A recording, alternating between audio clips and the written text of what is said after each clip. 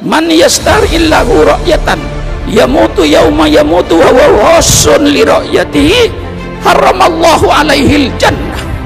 Barang siapa yang Allah jadikan pemimpin, kemudian pemimpin itu mati, ketika mati dia sedang berkhianat kepada rakyatnya, tidak memenuhi janji-janjinya terhadap rakyatnya, dia mati, ketika mati dia berkhianat kepada rakyatnya, pemimpin yang semua itu haram masuk surga.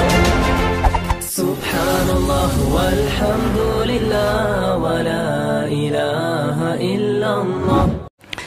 Sidang Jumat yang berbahagia, alhamdulillah kita oleh Allah dijadikan umatnya Nabi Muhammad sallallahu alaihi wasallam sebagai nabi yang terakhir yang diutus oleh Allah, dengan Al-Quran sebagai kitab suci yang terakhir. Diturunkan Al-Quran sebagai petunjuk hidup bagi manusia. Dzalikal kitabu la raiba fi hudal lil muttaqin. Di dalam ayat lain dinyatakan syahrul ramadan alladzi unzila fil Qur'an hudal linnas wa bayyinatin minal huda wal furqan. Alhamdulillah kita hidup mempunyai satu petunjuk yang namanya kitab suci Al-Quran, sebagai kitab yang sempurna, yang mencakup segala macam aspek kehidupan manusia, sehingga para ulama yang mendalami isi Al-Quran, persilakan saudara mau berbicara soal kehidupan apa, mau bicara soal pertanian, Al-Quran memberikan petunjuk kepada petani-petani agar menjadi petani yang berakhlak, yang bermoral.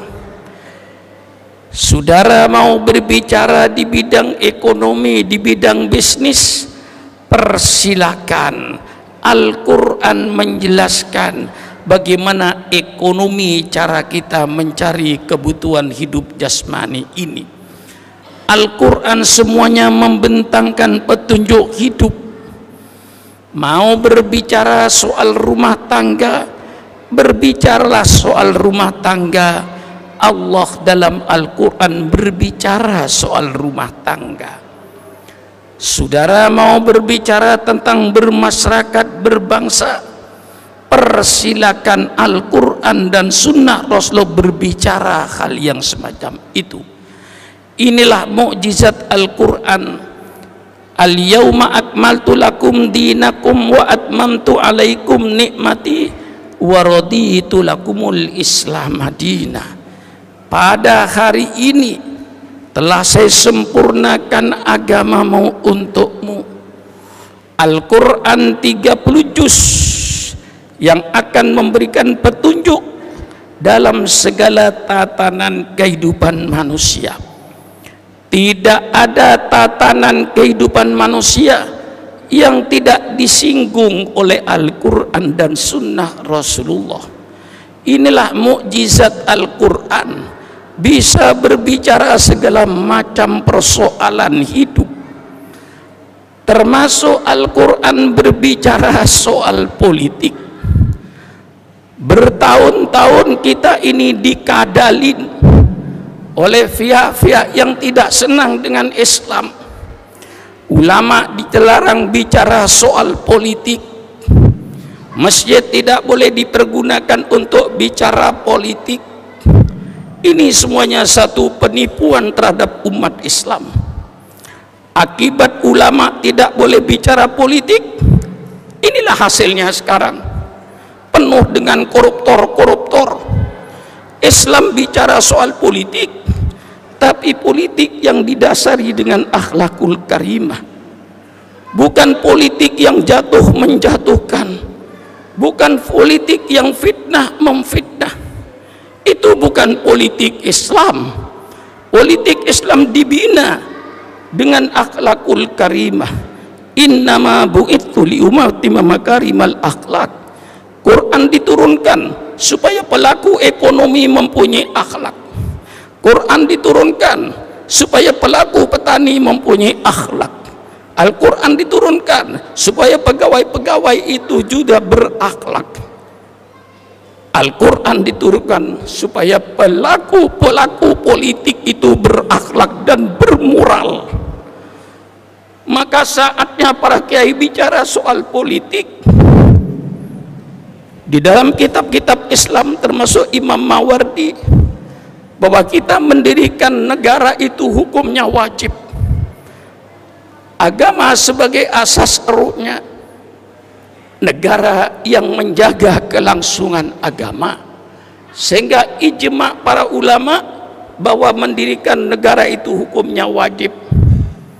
Dan di dalam Islamlah sudah disebutkan tanda-tanda baldatun thayyibatun wa rabbun ghafur. Ini hanya aja di Al-Quran kata-kata baldatun thayyibatun wa rabbun ghafur. Negara yang sejahtera, negara yang baik, di bawah ampunan Allah. Inilah yang menjadi cita-cita umat manusia mendirikan negara. Sehingga dalam Islam sudah diberikan garis. Rasulullah Sallallahu Alaihi Wasallam sebagai suri teladan di dalam membangun satu negara yang namanya negara Madinah. Waktu itu terdiri daripada segala macam umat, segala macam manusia, suku. Ada Bani Khosrot Yahudi, ada golongan orang Nasrani, ada golongan penyembah berhala, kemudian golongan Islam. Jangan berbicara soal pluralistik. Islam sudah pertama kali mengalami pluralistik ini, sehingga di situ Rasulullah membentuk yang namanya suatu perjanjian yang dikenal dengan Piagam Madinah. Piagam Madinah yang mampu untuk menyatukan semua suku dan semua agama menyatu di bawah pimpinan junjungan kita Nabi besar Muhammad Sallallahu Alaihi Wasallam. Negara Madinah sebagai contoh yang dibentuk oleh Al-Quran, dan secara hukum tata negara pun negara Madinah sudah memenuhi persyaratan sebagai suatu negara. Arealnya ada, kota Madinah dan sekitarnya, penduduknya ada, penduduk yang pluralistik, pimpinannya ada, junjungan kita Nabi besar Muhammad Sallallahu Alaihi Wasallam. Hukum yang dianut ada, hukum Al-Quran. Sehingga apa yang dikejar memenuhi persyaratan sebagai suatu negara. Jadi kalau ada seorang tokoh berkata bahwa nama tidak memberikan negara, itu tokoh yang sudah menjual agamanya. Suatu tanda bukti negara Madinah ini. Dan di dalam soal negara itu, Islam sudah menanamkan beberapa pilar-pilar yang harus dilaksanakan dalam satu negara. Yang pertama, pemimpin yang memimpin negara. Satu pesan Al-Quran, ya ayyuhalladzina amanu la tattakhidu al-yahud wan nasara awliya. Wahai orang-orang yang beriman, jangan kau jadikan orang Yahudi dan orang Nasrani sebagai pemimpinmu. Di dalam negara yang mayoritas Islam, haram umat Islam memilih pemimpin kafir. Dan ini jangan dibawa kepada sara. Ini bukan sara.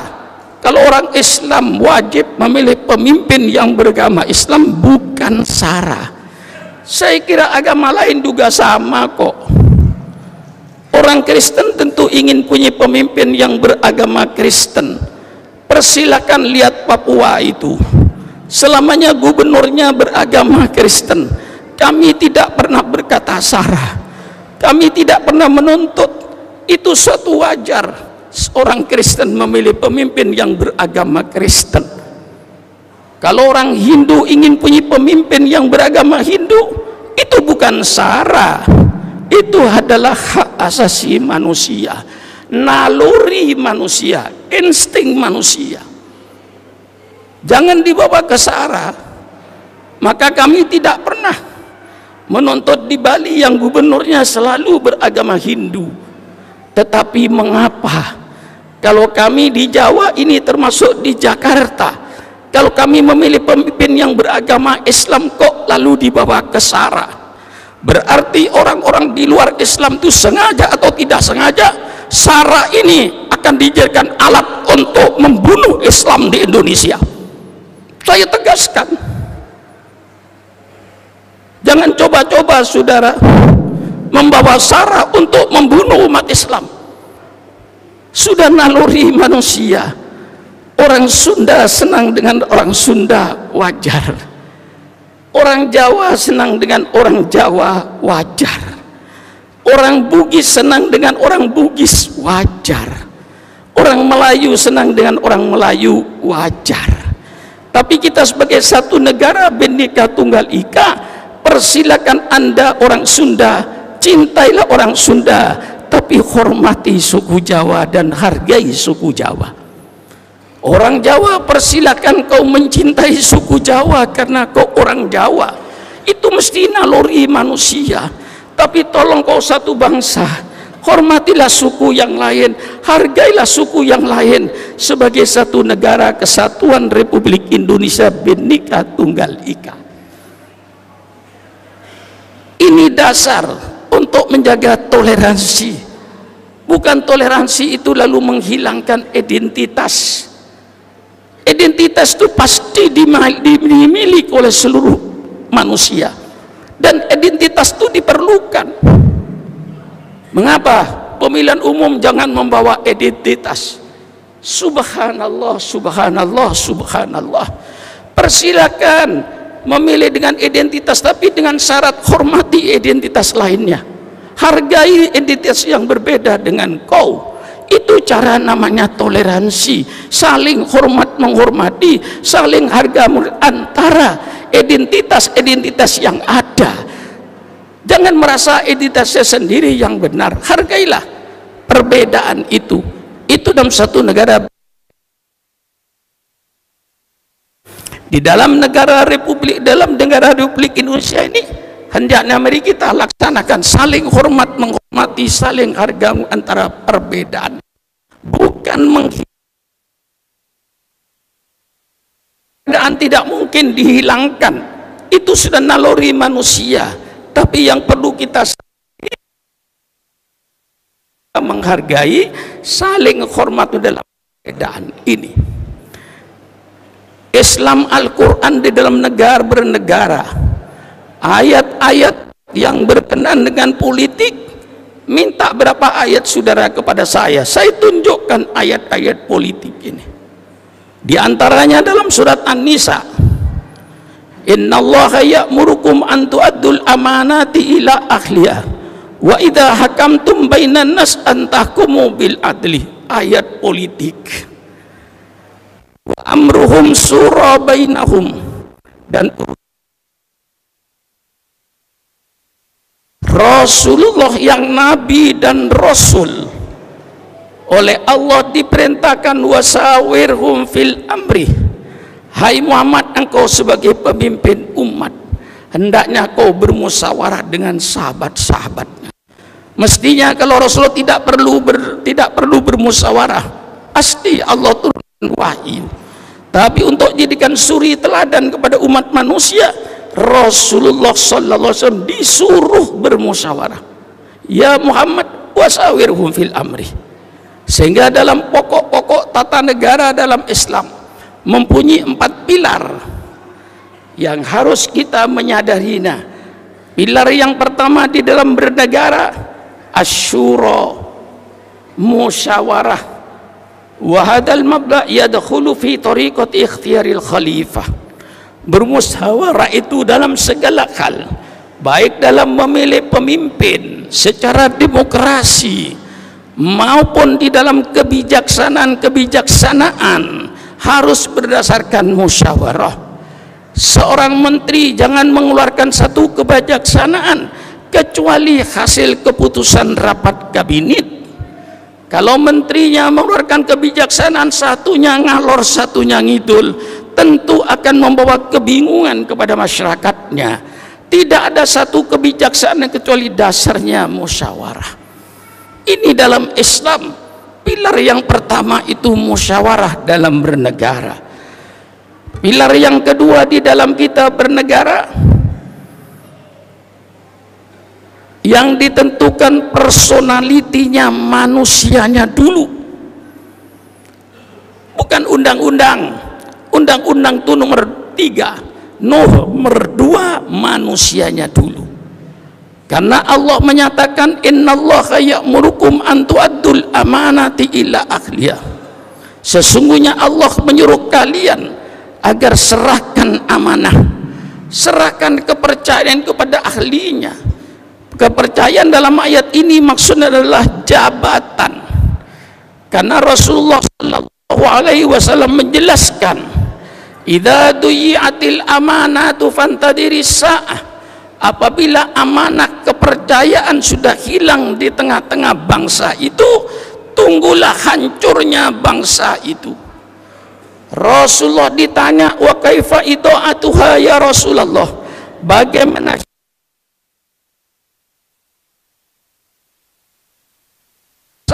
Rasul jawab, idza ahlihi fantadi, yang bukan ahlinya tunggulah hancurnya bangsa.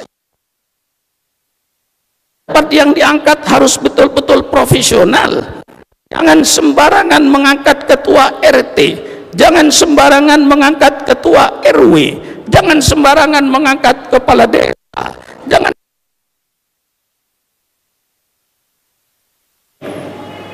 Cari manusia yang betul-betul profesional, yang amanah. Sehingga dalam Islam sifat-sifat seorang pemimpin sudah digariskan secara baku. Seorang pemimpin sifatnya sidik, jujur. Jangan mencari pemimpin yang tidak jujur. Jangan cari pemimpin yang bagi-bagi duit, yang akhirnya ngerampok duit rakyat. Pilihlah pemimpin yang jujur, walau tidak bagi-bagi duit. Kalau pemimpinnya jujur, insya Allah rakyat sejahtera. Yang kedua, pilihlah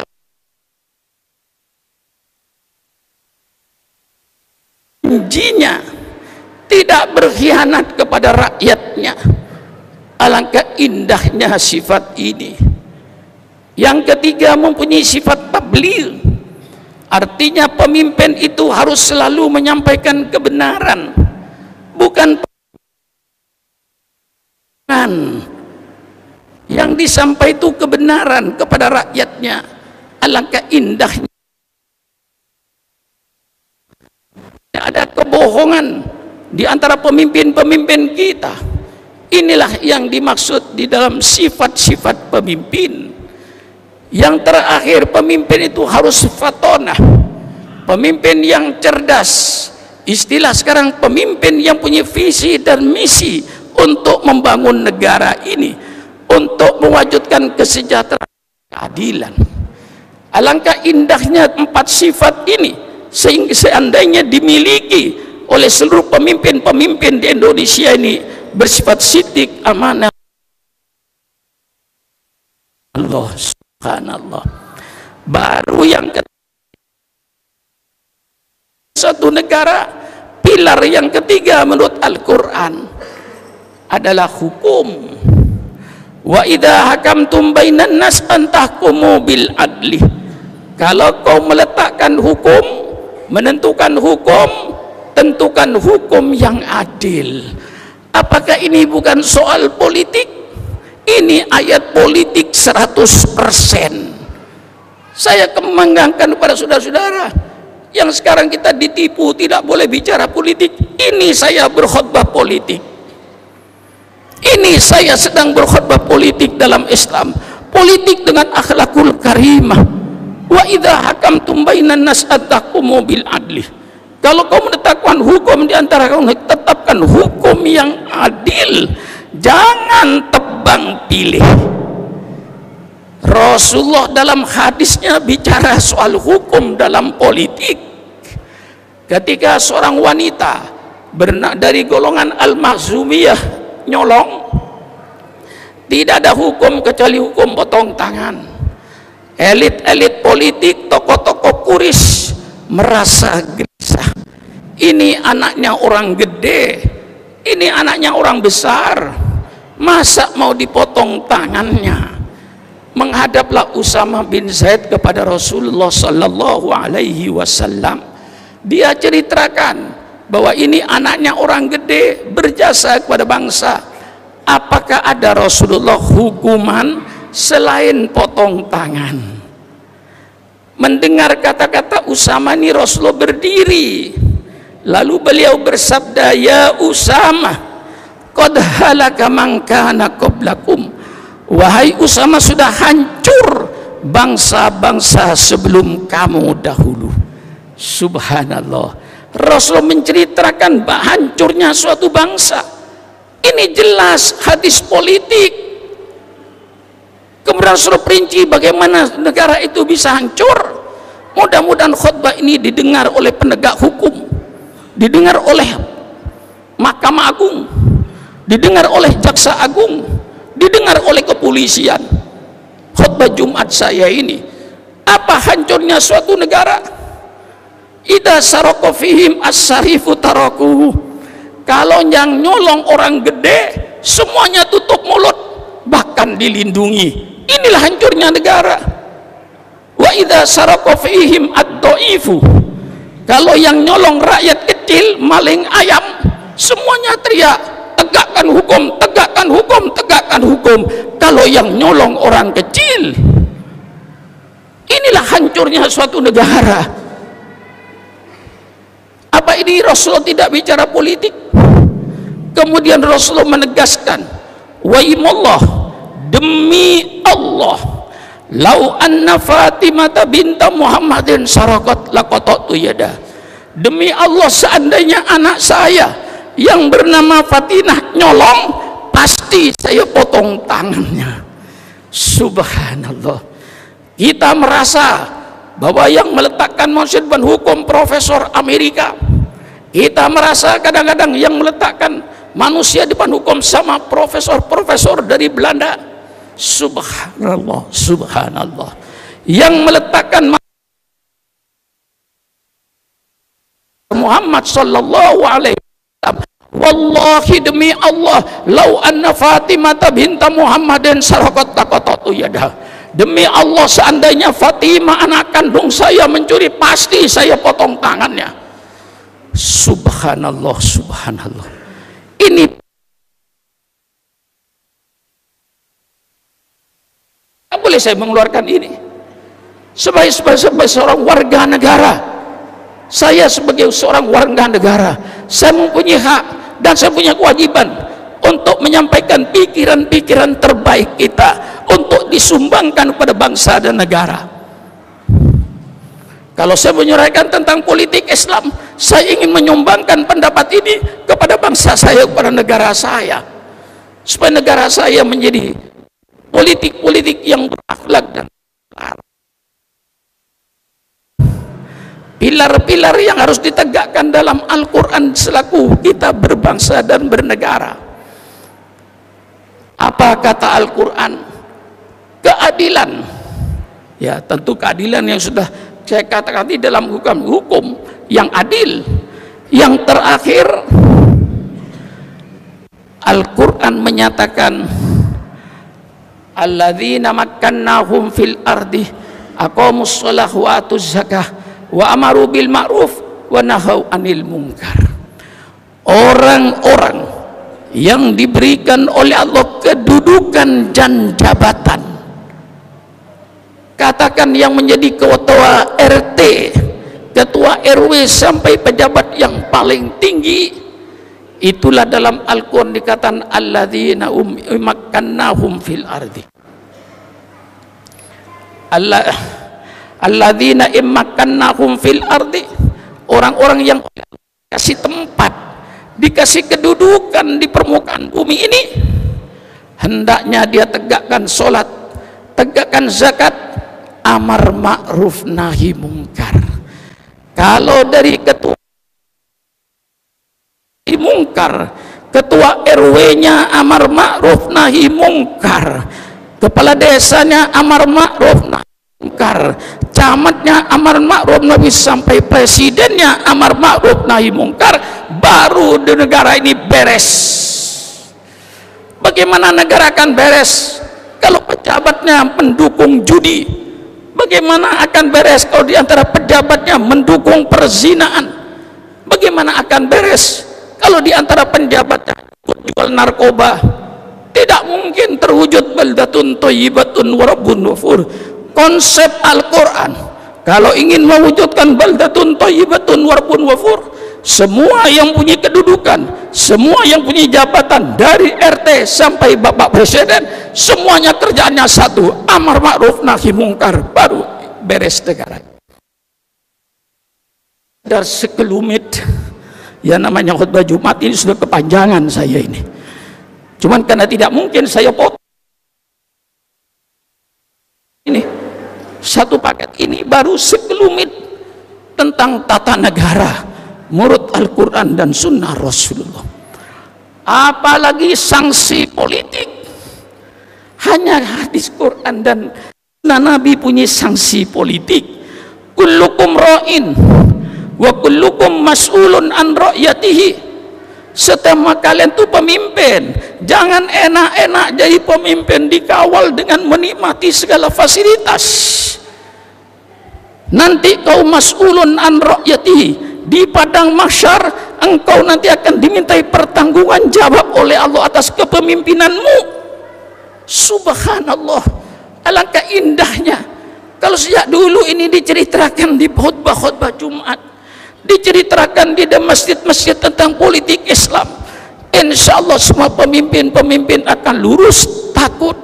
Kullukum ra'in wa kullukum mas'ulun an ra'yatihi. Semua kalian ada pemimpin, setiap pemimpin pasti akan dipintai pertanggungan jawab atas kepemimpinannya nanti di padang mahsyar pada hari kiamat. Sanksi politik, sanksi politik. Rasulullah bersabda, man yastar'illahu ra'yatan yamutu yauma yamutu wa huwa wassun li ra'yatihi haramallahu alaihil jannah. Barang siapa yang Allah jadikan pemimpin, kemudian pemimpin itu mati, ketika mati dia sedang berkhianat kepada rakyatnya, tidak memenuhi janji-janjinya terhadap rakyatnya, dia mati, ketika mati dia berkhianat kepada rakyatnya, pemimpin yang semua itu haram masuk surga. Subhanallah, subhanallah.